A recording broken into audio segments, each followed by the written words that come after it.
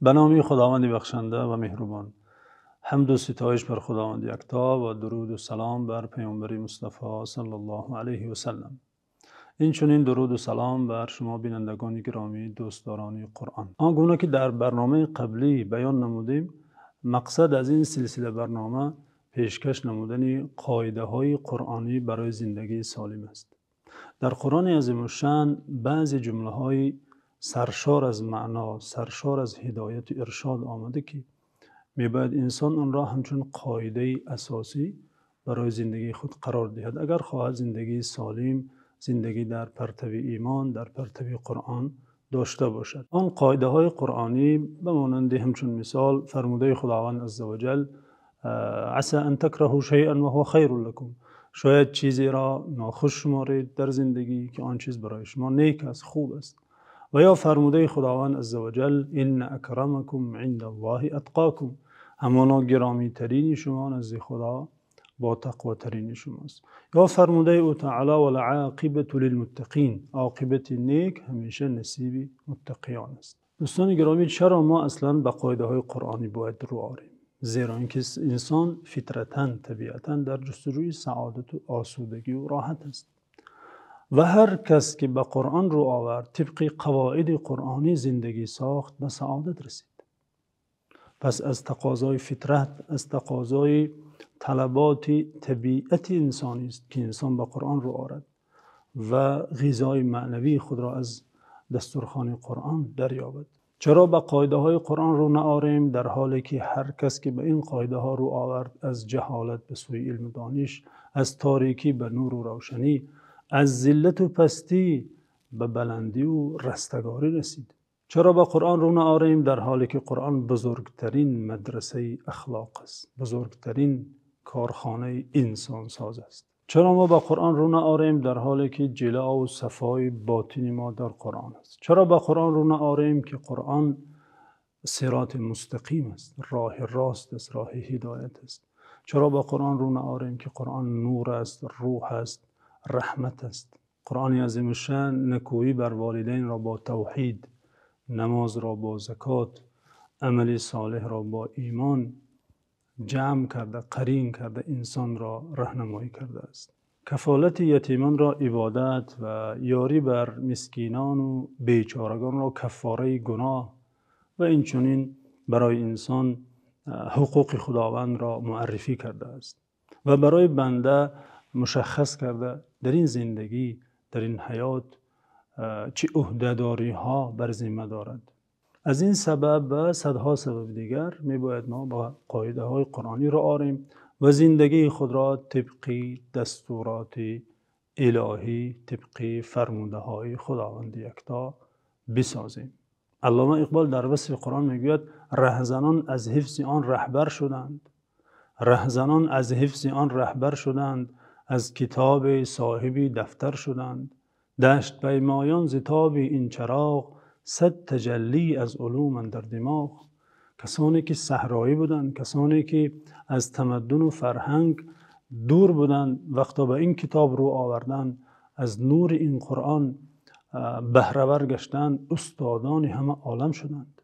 دوستان گرامی، از تاریخ بشریت بپرسید که آیا در عدالت همچون عمر فاروق، در سخاوت همچون عثمان ذی‌النورین، در وفاداری همچون علی، در زهادت همچون ابوذر و در تواضع و فروتنی همچون سلمان فارسی کسی دیگر را دیده است؟ این فرزندان مدرسه قرآنند که به قله‌های بلندترین کمال انسانی رسیدند، چون که با هدایت‌های قرآن خود را ساختند. از تاریخ بشر باز بار دیگر سوال کنید که آیا دوران با سعادت‌تر، آسوده‌تر از آن دوران دارد که جامعه در پرتو قرآن زندگی کرده است؟ قرآن عظیم الشأن با هدایت‌هایش می‌خواهد انسان را از تاریکی به روشنی، از خودپرستی به خداپرستی، از تنگی دنیا به وسعت آخرت برد. قرآن انسان را علاوه بر ترغیب نمودنش به جامعه شناسی و سیاست شناسی و طبیعت شناسی و نمیدانم خاک شناسی و هر چیزی دیگر شناسی، به خدا شناسی ترغیب میکند. انسان را علاوه بر این دانش‌های مادی که مهم هستند، برای آبادی دنیا انسان را ترغیب نموده، به اکتشاف و اختراع امر کرده، تشویق کرده در ده‌ها آیاتش. باز از همه مهمتر از این دانش‌ها انسان را دانش خداشناسی، معادشناسی، خودشناسی می آموزد. زیرا همه علم و دانش، همه عنوان‌های علمی آنگاه ارزش دارند که انسان با همه آن هر چیزی که میشناسد باز خدای خود را، آفریدگار خود را نیز شناسد. و چنان نشود که قرآن در شأن آنان گفته است یعلمون ظاهرا من الحیات الدنیا و هم عن الاخره هم غافلون. تنها ظاهری حیات دنیا را میدانند، تنها شکل ظاهری دنیا را آموختند، دنیا شناس شدند، خاک شناس شدند، طبیعت شناس شدند، درخت شناس شدند، اما از خالق این چیزها در غفلت ماندند، بیخبر ماندند، بیگانه ماندند. نه، قرآن دانش عمیق‌تر انسان را با این چیزها فراتر، عمیق‌تر رفته با خدای این چیزها، با آفریدگار این چیزها آشنا می‌سازد. آن قاعده که امروز نوبت شرح بیان آن است که پیشکش شما دوستان گرامی می‌گردد، قاعده است که در آغاز سوره بقره خداوند عزوجل فرموده ذلک الکتاب لا ریب فیه. این قرآن کتابی است که در آن هیچ شک وجود ندارد. در سوره بقره، سوره‌ای که پیامبر صلی الله علیه و سلم در شأن آن گفته اقرأوا سوره البقره فإن اخذها برکه و ترکها حسره. امام مسلم حدیث را روایت کردند شما سوره بقره را بخوانید زیرا خواندن آن برکت است و ترک آن، نخواندن آن، موجب حسرت و ندامت است. خداوند عزوجل در اینجا میتوان گفت در اولین سوره مفصل قرآن که سوره بقره است، به قرآن ثنای بزرگ خواندم. ذلک الکتاب لا ریب فیه. قرآن کتابی است که هیچ شک در آن وجود ندارد. حقیقت مطلق است که به آن باید ایمان راستین و یقین استوار داشت. دوستان گرامی اینجا کمی دقت نمایید. ببینید ما وقتا کتاب‌های بشر را می‌کشاییم، مقدمه آن را می‌خوانیم، چی می‌بینیم؟ هر مؤلفی میگوید خب خوانندگان گرامی، آنچه که در توان من بود پیشکش شما نمودم. اگر خلل، نقصان، سهوی در این نوشته من دیدید لطف نموده گذشت نمایید. انسان هستیم، هیچ انسانی از خطا عاری نیست، طبیعت بشر همین است. گفته اظهاری عجز و ناتوانی و قبلا معذرت خواهی میکند که مبادا در کتابش خطای راه نیافته باشد، سهوی نگذشته باشد. اما وقتا قرآن را میکشاییم در اولین، در نخستین صفحه هایش ما این جمله با هیبت را میبینیم که میگوید ذلک الکتاب لا ریب فیه. این کتابی است که در آن هیچ شک وجود ندارد. در اولین آیه هایش به تو اطمینان میدهد و تو کفالت میدهد که در این کتاب هیچ شک یافته نمیتوانی، هیچ نقصان پیدا کرده نمیتوانی. 14 قرن است که علما علم میخوانند، به کشفیات میرسند، اختراعها میکنند، اما در آیه های قرآن هیچ خلل یافت کرده نمیتوانند. حتی کوشش هم به خرج میدهند اما هیچ خلل یافت نمیکنند، چون که کلام خداوند آفریدگار این هستی است. آنگونه که هستی را خلق کرده به وجود آورده است، از آن هستی در این کتاب خبر داده است.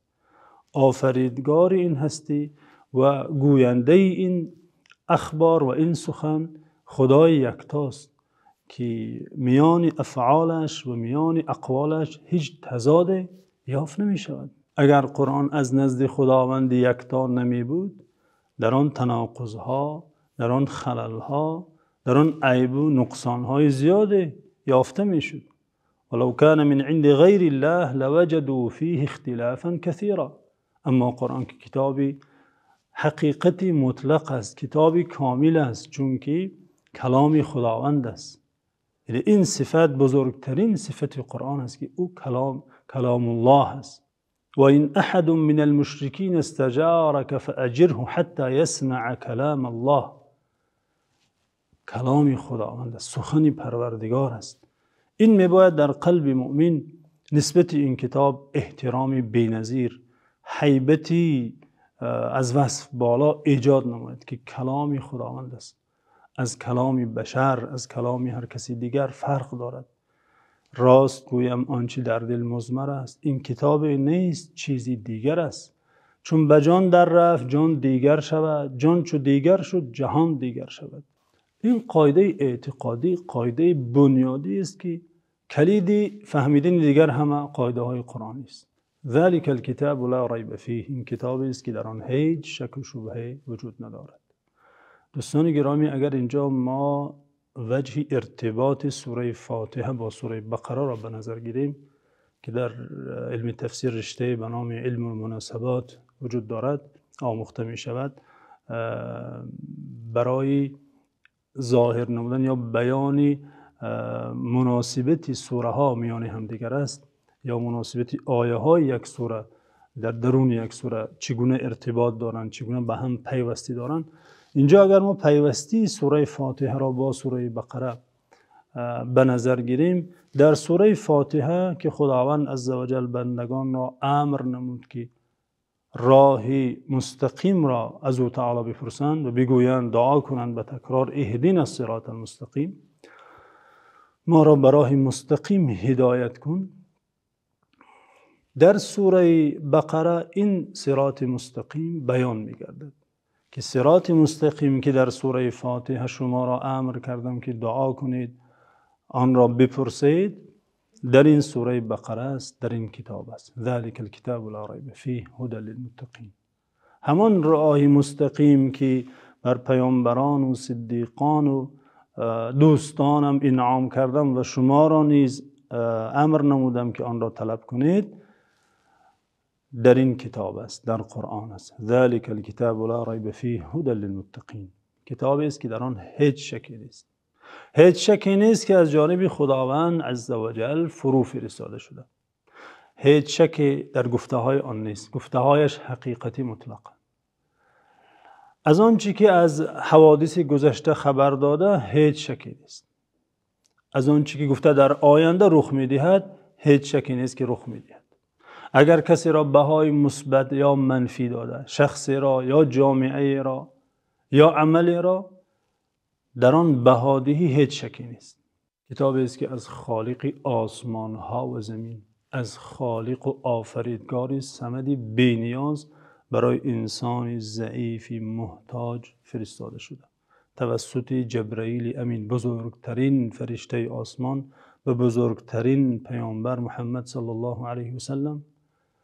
به قلب ایشان فرو فرستاده شد و ایشان آن را به یارانشان تلاوت کردند و از آن زمان اهل هر عصر، اهل هر دوران، هزاران نفر آن را حفظ کرده به نسل بعدی و آن نسل بعدی به نسل بعدی تا امروز به ما رسیده.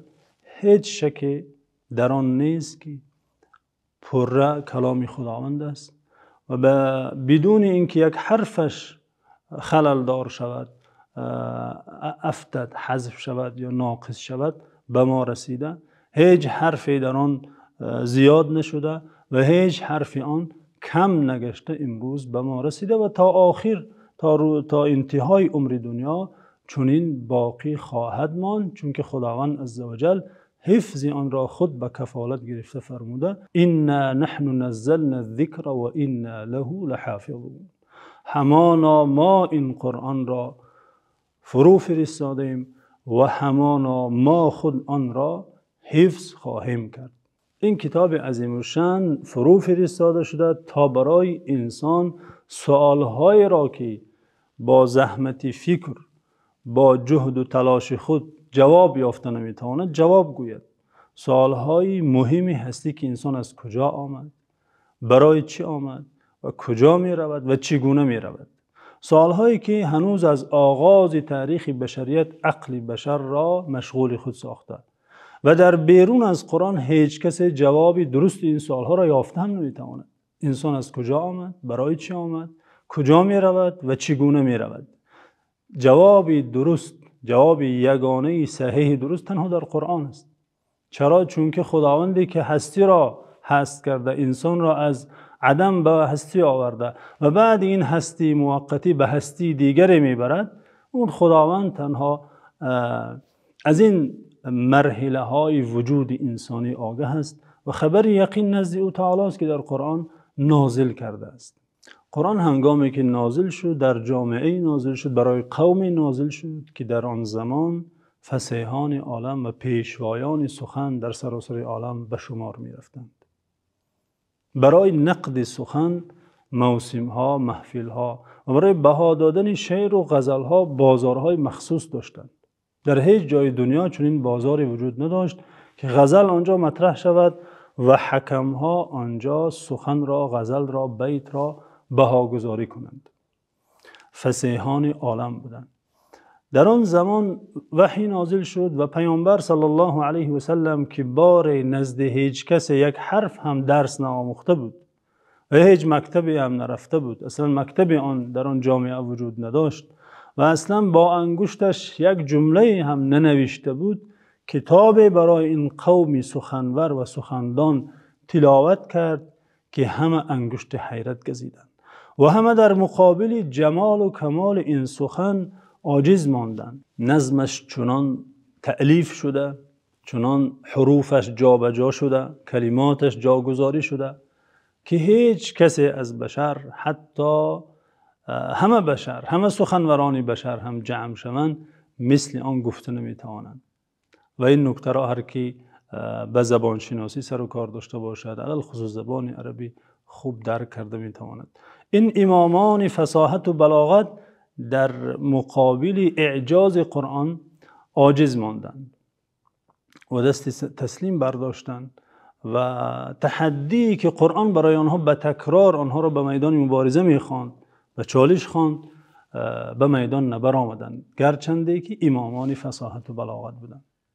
رو به میدان جنگ آوردند، شمشیر کشیدند، اما به میدان مبارزه در سخن با قرآن معارضه نکردند که قرآن به تکرار از آنها میپرسید و میگفت، آنها را به میدان فرا میخواند. خداوند عزوجل فرموده: ام یقولون افتراه قل فأتوا بعشر سور مثله مفتریات وادعوا من استطعتم من دون الله ان کنتم صادقین. آن مشرکان میگویند این قرآن را محمد صلی الله علیه وسلم از پیش خود بافته، بر دروغ به خدا نسبتش میدهد. خوب اگر به آنها بگو اگر شما در این دعوای خود راست میگویید، پس 10 سوره و مثل این سوره های در نظر شما بافته دروغین بگویید. میدان از دلیل شما نیز مثل این نفر که ادعا دارد دروغ میگوید بفرمایید 10 سوره مثل سوره های قرآن بگویید و هر کی را که میخواهید به کمک خود فراخوانید، این کنتم صادقین، اگر راست میگویید. در آیه دیگر فرموده: و این کنتم فی ریب مما نزلنا علی عبدنا فأتوا بسوره مثله وادعوا شهداءکم من دون الله ان کنتم صادقین. اگر شما ای مخاطبان در عصر وحی و تا روز قیامت در آنچه که ما به بنده امان محمد صلی الله علیه وسلم نازل نمودیم، فرو فرستادیم، شک دارید که وحی الهی است یا سخنی بافته، پس یک سوره علی الاقل، 10 سوره نه، حتی علی الاقل یک سوره مثل این سوره های قرآن بگویید و هر کی را می خواهید از گواهان خود، از یاوران خود به کمک خود فراخوانید، اما نتوانستند. یک سوره مثل سوره قرآن گفته نتوانستند و هر کی در تاریخ کوشش کرد که مثل قرآن سوره گوید، برعکس خود را موردی تمسخری ارباب سخن کرد. چرا نمیتوانند آورد؟ زیرا این کتابی زمینی نیست، کتابی بشر نیست، کلام خداوند یکتاست که به محمد صلی الله علیه و سلم به آخرین فرستاده آن را نازل کرده تا در هدایت های آن، با قواعد آن، با قوانین آن انسان زندگی سازد، به سعادت دنیا و آخرت برسد. به امید دیدار در حلقه های بعدی. خدا یار و مددگارت.